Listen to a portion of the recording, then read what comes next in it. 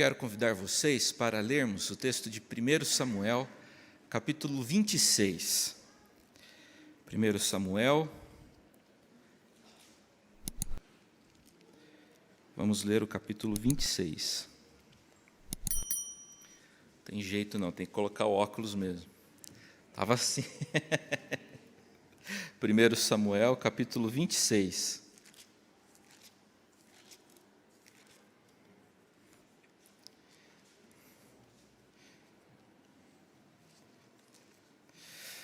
Vamos lá.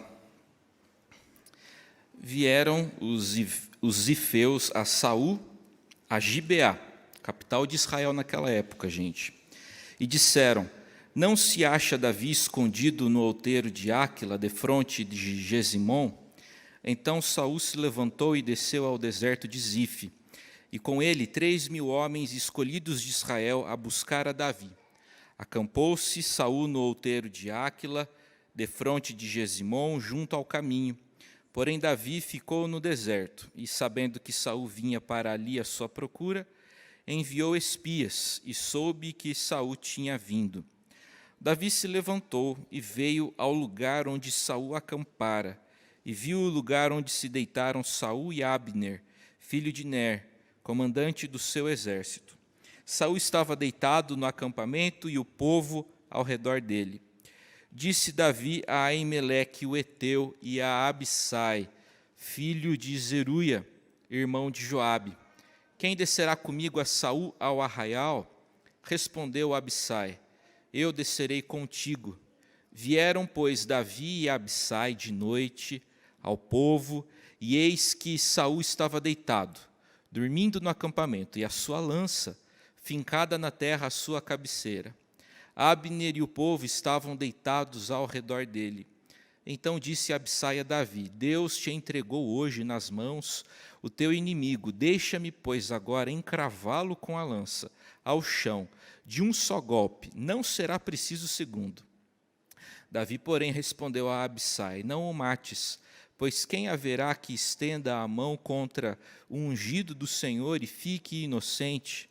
Acrescentou Davi: tão certo como vive o Senhor, este o ferirá, ou o seu dia chegará em que morra, ou em que, descendo à batalha, seja morto. O Senhor me guarde de que eu estenda a mão contra o seu ungido. Porém, agora toma a lança que está à sua cabeceira e a bilha da água, e vamo-nos. Tomou, pois, Davi a lança e a bilha da água da cabeceira de Saul, e foram-se. Ninguém o viu, nem o soube, nem se despertou, pois todos dormiam, porquanto da parte do Senhor lhes havia caído profundo sono. Tendo Davi passado ao outro lado, pôs-se no cimo do monte, ao longe, de maneira que entre eles havia grande distância. Bradou ao povo e a Abner, filho de Ner, dizendo: não respondes, Abner? Então Abner acudiu e disse: quem és tu que bradas ao rei? Então Davi disse a Abner: porventura não és homem? E quem há em Israel como tu? Por que, pois, não guardaste o rei teu senhor? Porque veio um do povo para destruir o rei teu senhor.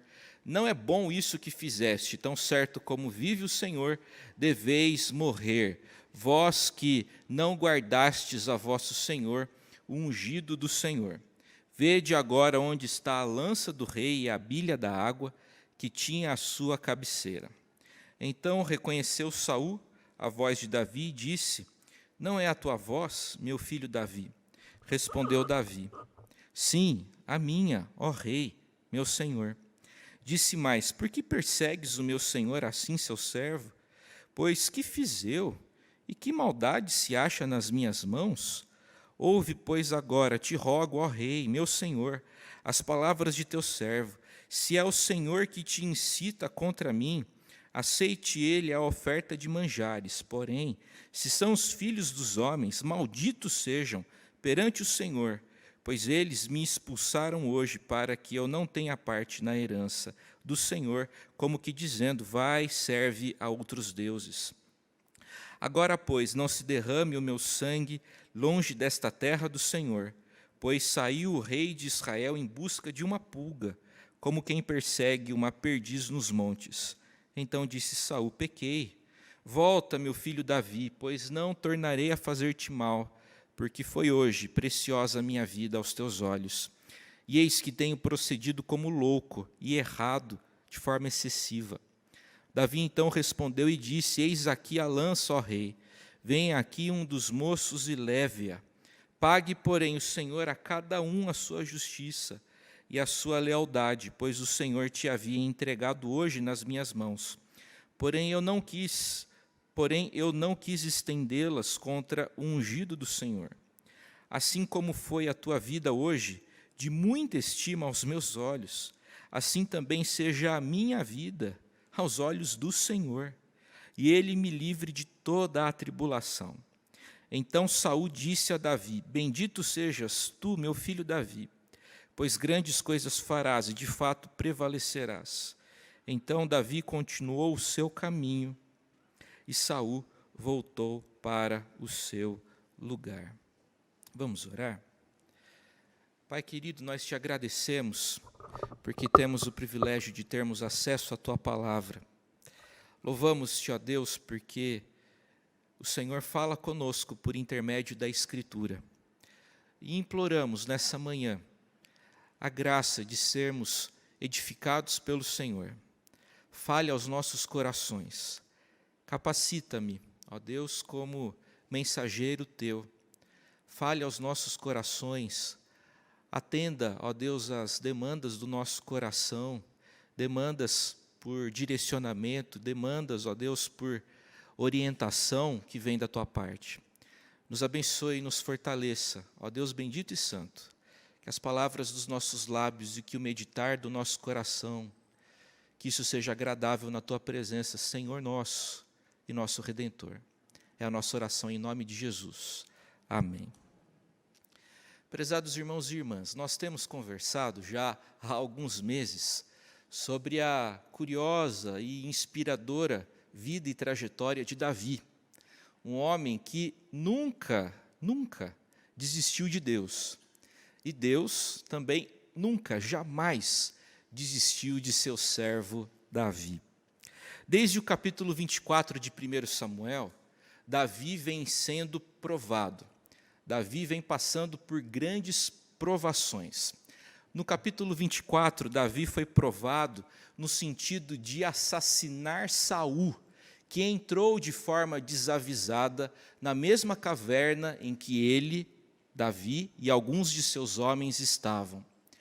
No capítulo 25 de 1 Samuel, Davi foi provado no sentido de exterminar Nabal, por conta do seu assinte, por conta da sua conduta em relação a ele. Na verdade, a vulgaridade de Nabal despertou a vulgaridade de Davi. Davi foi ofendido por Nabal e resolveu executá-lo naquele dia. Davi ficou furioso. Davi reagiu à insensatez, à imaturidade de Nabal, com a sua própria insensatez e imaturidade.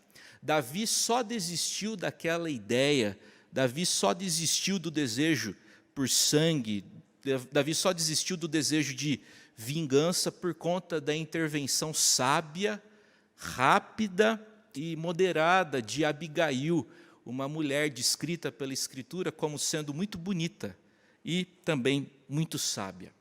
No capítulo 26 de 1 Samuel, esse texto que nós acabamos de ler, nós encontramos Davi mais uma vez sendo provado no sentido de exterminar Davi e pular mais um capítulo da sua vida, indo diretamente para o seu reinado. Mais uma vez, Davi tinha a chance de pular uma etapa de sua vida, uma etapa difícil, uma etapa complexa, uma vez que ele encontrava-se no deserto. Meus irmãos, o capítulo 26 mostra para nós que a história muitas vezes se repete. Chamo a atenção de vocês para o verso 1, que diz: vieram os zifeus a Saul, a Gibeá, e disseram: não se acha Davi escondido no outeiro de Áquila, defronte de Gesimom? Se considerarmos as palavras de Saul, dirigidas a Davi, por ocasião do último encontro que Saul teve com Davi, lá naquela caverna da região de En-Gedi, onde a vida de Saul foi poupada, podíamos esperar que o rei ignorasse aquelas informações trazidas pelos zifeus, e mais, era para Saul advertir os zifeus a deixarem Davi em paz. Isso é o que nós poderíamos esperar. No entanto, aconteceu exatamente o oposto. É o que diz para nós o verso 2. Saul se levantou e desceu ao deserto de Zif, com ele 3.000 homens escolhidos de Israel. A verdade é que o homem em pecado está sempre disposto a se entregar ao mal. O que explica esse comportamento obstinado e maldoso de Saul? Justamente isso. O homem pecador, o homem que não tem compromisso com os valores de Deus, o homem que não tem compromisso com moralidade, sempre está disposto a fazer um pouquinho mais de mal. O homem pecador sempre está disposto a se entregar àquilo que é mal. A verdade é que Saul nunca ligou para aquilo que é certo. Saul nunca ligou para valores. Saul nunca ligou para moralidade. As palavras e as lágrimas de Saul, que estão registradas no capítulo 24, de nada valeram para ele, claramente não significaram nada para Saul, uma vez que ele não cresceu. Ele volta a cometer o mesmo ilícito, ele volta a ter o mesmo comportamento. Conviver com Saul não é fácil. E a grande verdade é que conviver com gente como Saul não é nada fácil, pois viver desconfiado, viver com receio e medo do que o outro pode fazer configura-se como uma situação altamente desgastante. É por isso que podemos afirmar sem reservas que sempre vale a pena seguir ao Senhor e obedecer às suas leis. Obedecer às leis do Senhor faz bem para nós, mas além de nos beneficiar, ser crente, ser zeloso, observar o mandamento do Senhor, faz bem àqueles que convivem conosco. Ser uma pessoa desregrada, ser uma pessoa desobediente aos padrões do Senhor, prejudica essa pessoa e contamina o ambiente onde ela está. É ruim precisarmos conviver com pessoas que têm hábitos ruins, hábitos pecaminosos. Isso prejudica a pessoa e também infesta, prejudica o ambiente onde aquela pessoa está.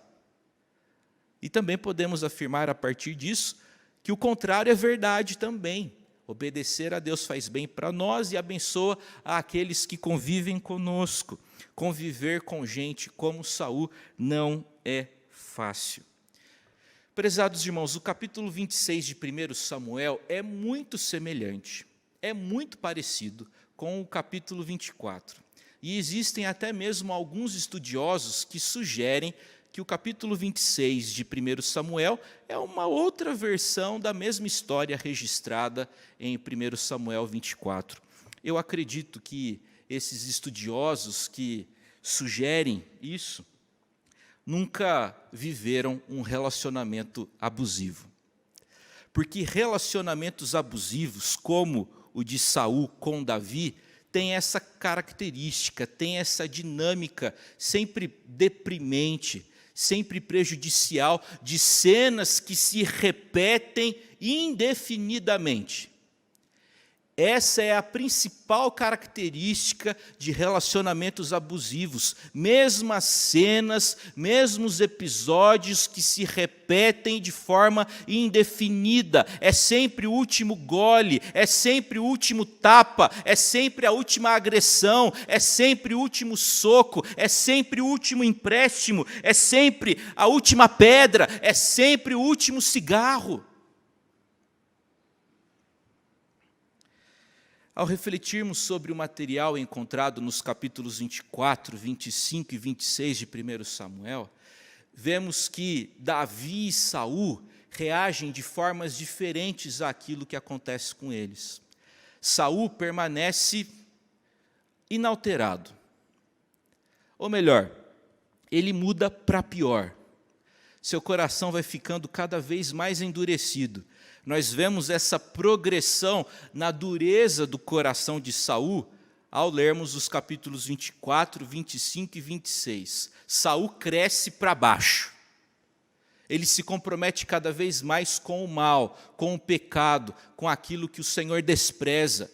Em contrapartida, Davi, o homem que nunca desistiu de Deus, o homem segundo o coração de Deus, nos capítulos 24, 25 e 26, cresce para cima.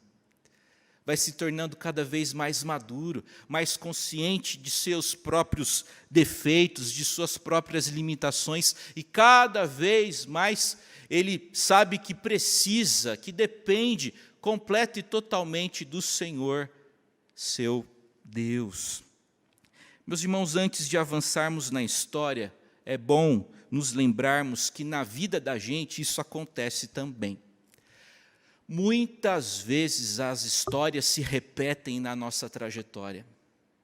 Às vezes precisamos lidar com a mesma doença e com o mesmo diagnóstico que nos perturbou anos atrás. Às vezes precisamos lidar com os mesmos problemas financeiros que a gente teve lá na época da graduação ou do início do casamento. É normal esse tipo de coisa na nossa vida. É normal problemas voltarem e a gente precisar lidar com eles mais uma vez. Isso é comum nesse momento da história, nessa dimensão que nós vivemos. Nosso consolo deve ser que o Senhor está perto de nós. Aliás, lemos isso minutos atrás no Salmo 145. O Senhor está perto de nós. Isso deve nos consolar. E também devemos encontrar consolo no fato de que um dia, naquele dia glorioso, ouviremos daquele que está sentado no trono: eis que faço novas todas as coisas. Quando lemos o livro do Apocalipse, encontramos a informação de que lá, não cá, lá não haverá mais pranto, não haverá mais luto, não haverá mais dor. Por quê? Porque todas as primeiras coisas, isso que a gente vive aqui, as primeiras coisas passaram, e aquele que está no trono dirá: eis que faço novas todas as coisas. Prezados irmãos, ao ser informados sobre a localização de Saul, Davi revela coragem. Ele resolve ir ter com o seu inimigo no seu próprio arraial.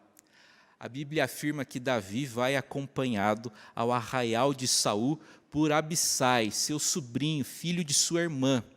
Abissai também era um soldado muito destemido, e eu consigo imaginar Davi e Abissai caminhando com cuidado, lentamente, cuidadosamente, tendo como iluminação apenas a pouca luz que vem da lua. Não sei se você consegue imaginar essa cena. Imagino que sim. Espero que sim, melhor dizendo. Davi e Abissai estão se movimentando, e Davi identifica Saul dormindo bem no meio do arraial. Saul está ali no meio, o seu general, o comandante de suas forças armadas, Abissai, está ao lado, e o povo todo ao seu redor.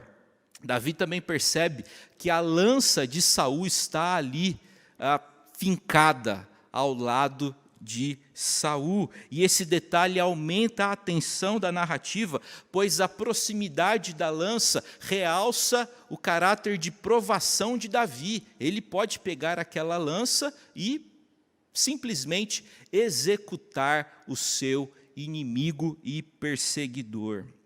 A lança de Saul é uma velha conhecida dos leitores dos livros de Samuel.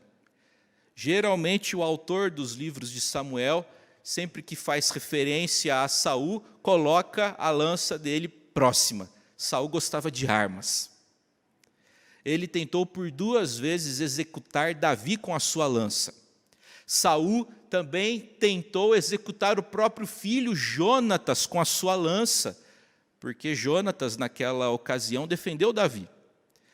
Nós encontramos a lança de Saul mais uma vez no capítulo 22, quando Saul inicia sua campanha contra Davi e ordenou a execução de uma só vez de 75 sacerdotes na cidade israelita de Nob, apenas por ter desconfiado, por ter suspeitado de traição. Abissai fala baixinho para Davi: deixe-me cravar a lança em Saul enquanto ele dorme. Os caras eram corajosos, porque se eu estivesse naquele lugar, eu não daria um pio, né? Com medo de que alguém acordasse. Mas eles conversaram, eram corajosos demais. E aí Davi diz no verso 9, não o mate. Quem pode levantar a mão contra o ungido do Senhor e permanecer inocente? E aqui, nesse momento do texto, Davi começa a imaginar diversos cenários para o futuro de Saul. Davi imagina Saul morrendo precocemente, uma morte natural, ou quem sabe, uma morte em campo de batalha.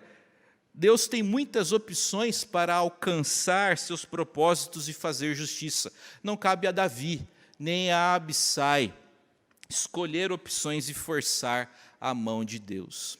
Muitas vezes eu me vejo em oração sugerindo coisas para Deus, como fez Davi. Davi aqui sugere algumas coisas para o Senhor. Senhor, eu não vou matar Saul, mas bem que ele poderia morrer em campo de batalha, ou ele poderia ter alguma doença que o levasse à morte rapidamente. Davi começa a fazer sugestões para Deus, e eu, muitas vezes, me pego também orando e fazendo sugestões para o Senhor. Deus, bem que fulano podia mudar. Senhor, a vida seria tão mais fácil, tão mais confortável, se esse probleminha aqui fosse resolvido. E às vezes a gente pensa que está orando, enquanto a gente está apenas compartilhando com alguém que talvez não seja Deus, aquilo que a gente quer. Porque a oração verdadeira tem a ver com aquilo que a gente aprende na oração dominical. Na oração que Jesus nos ensinou, aprendemos que a nossa oração deve ser sempre buscando pela vontade do Senhor. Seja feita a tua vontade, assim na terra como nos céus. Às vezes a gente não gasta tempo em oração pedindo isso para Deus. Deus, me oriente de acordo com a sua vontade. A gente gasta minutos em atitude devocional e espiritual, orando de maneira equivocada. Porque ficar sugerindo coisas, isso não é buscar a vontade do Senhor. Não existe ilícito nenhum em você dizer ao Senhor, expressar ao Senhor o seu desejo. Aliás, a Escritura recomenda isso. A Escritura nos estimula a isso. Todavia, sempre devemos buscar, principalmente, em primeiro lugar, a vontade do Senhor para as nossas vidas. Meus irmãos, o importante nessa passagem é que Davi tem a certeza de que o Senhor mesmo vai estabelecer o seu reino. Mais uma vez, Davi tinha o controle remoto da sua vida em suas mãos. Ele poderia passar para a próxima cena da sua vida, igual a gente faz lá com... Eu ia falar DVD, Blu-ray, mas ninguém usa mais isso, né? A gente adianta lá no Netflix, no serviço de streaming que a gente contratou. Davi poderia adiantar a sua vida para a próxima cena, pular para o reinado, evitar a dor, evitar os problemas. Mas ele não fez isso. O que fez Davi? Ele tomou a jarra de água e a lança de Saul, desarmando Saul de forma simbólica. Meus irmãos, essa parte da história nos ensina algumas lições sobre como devemos proceder em momentos difíceis. Em primeiro lugar, em momentos difíceis, tenha coragem. Davi e Abissai me impressionam, porque eles foram corajosos, altamente corajosos. Eles desceram ao arraial dos inimigos. Coragem, querido irmão, querida irmã, não é a ausência de medo. Coragem é a decisão de que algo é mais importante e mais urgente do que o medo. Coragem não é a ausência de medo, mas a decisão de que algo é mais importante do que aquilo que o amedronta. Em segundo lugar, em momentos difíceis, o povo de Deus nunca deve buscar o seu próprio benefício transgredindo a lei do Senhor. Davi não podia matar Saul. Às vezes a gente acha que está resolvendo um problema, fazendo algo que a Bíblia claramente declara que não deve ser feito, e a gente acaba criando outros problemas. Não tente resolver um problema criando outro. Terceira lição, a respeito do que devemos fazer em momentos difíceis.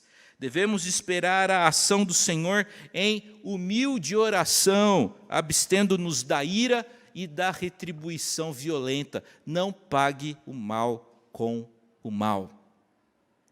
Em quarto lugar, em momentos difíceis, devemos encontrar encorajamento, observando os muitos auxílios que Deus nos fornece. A Escritura diz que aquele pesado sono de Saul, de Abner e dos demais fora causado pelo Senhor. Davi não sabia disso, mas Davi foi auxiliado pelo Senhor, mesmo sem discernir naquele momento de tensão, naquele momento de adrenalina. Posteriormente, Davi compreendeu que o motivo daqueles caras permanecerem dormindo foi que o Senhor colocou a mão ali. Então, prezado irmão, prezada irmã, saiba que o Senhor está trabalhando por você. Talvez você não perceba isso agora, mas as coisas cooperam para o bem daqueles que amam a Deus. E o principal benefício que Deus tem para mim e para você é nos tornar semelhantes a seu Filho Jesus. Prosseguindo no texto, a Bíblia diz que depois que Davi saiu do acampamento, ele subiu no monte, se certificou de que havia uma boa distância. Davi não era bobo. E depois de certificada a distância, Davi gritou bem alto para todos acordarem. E, gente, é horrível a gente acordar com susto. Acordar de madrugada já é uma coisa horrível. Agora, acordar de madrugada com susto é pior ainda. Susto só é legal para quem está vendo o outro se assustar. A Bíblia diz que Davi gritou bem alto, aquilo que a gente encontra nos versos 15 e 16. Por que, pois, não guardaste o rei teu senhor? Porque veio um do povo para destruir o rei teu senhor. Não é bom isso que fizeste. Tão certo como vive o Senhor, deveis morrer. Davi propõe aqui a morte do general, do comandante das forças de Israel, chamado Abner. Davi claramente tem a intenção de desestabilizar o exército inimigo, uma vez que quando o líder é desestabilizado, todos os demais liderados são altamente prejudicados. Mais uma vez, Saul reconhece a voz de Davi e o chama de filho. Não é a tua voz, meu filho Davi? Respondeu Davi, sim, a mim, ó rei, meu senhor. E Davi aproveita aquela oportunidade para dizer tudo o que ele desejava dizer há muito tempo para Saul. Por que o Senhor me persegue? Será o próprio Deus que te incita contra mim? Ou são pessoas que colocam essas ideias na cabeça do Senhor? Você que prestou atenção na leitura do texto, verificou que Davi dirigiu-se a Saul como meu senhor 3 vezes. Davi chamou Saul de rei 6 vezes, apenas nesses versos. Davi refere-se a Saul como ungido do Senhor 2 vezes. O comportamento de Davi para com o rei Saul reflete a maneira como ele, Davi, quer ser tratado quando chegar a hora dele, Davi, ser rei de Israel. Pode-se dizer que a paciência de Davi em relação a Saul tem sim um elemento de cálculo político, porque se Saul pode ser morto por qualquer aspirante a rival, qualquer rei israelita também vai poder ser. Davi não quer dar exemplo de traição e de violência. Enfim, sua recusa em prejudicar Saul é também um investimento na estabilidade do futuro regime. Em toda essa fase da vida de Davi, podemos notar que tudo corre em função de mostrar que Davi será o futuro rei de Israel. É por isso que, ao lado dos confrontos que ele pouco a pouco vai liderando, percebe-se também um extremo respeito por Saul, que é da tribo do norte. Davi atua dessa forma, age dessa forma, porque ele sabe que vai precisar daqui a pouquinho do apoio das tribos do norte, uma vez que ele é do sul. Com isso, podemos identificar que as narrativas mostram que, pouco a pouco, o reino vai se formando a fim de unir todas as tribos.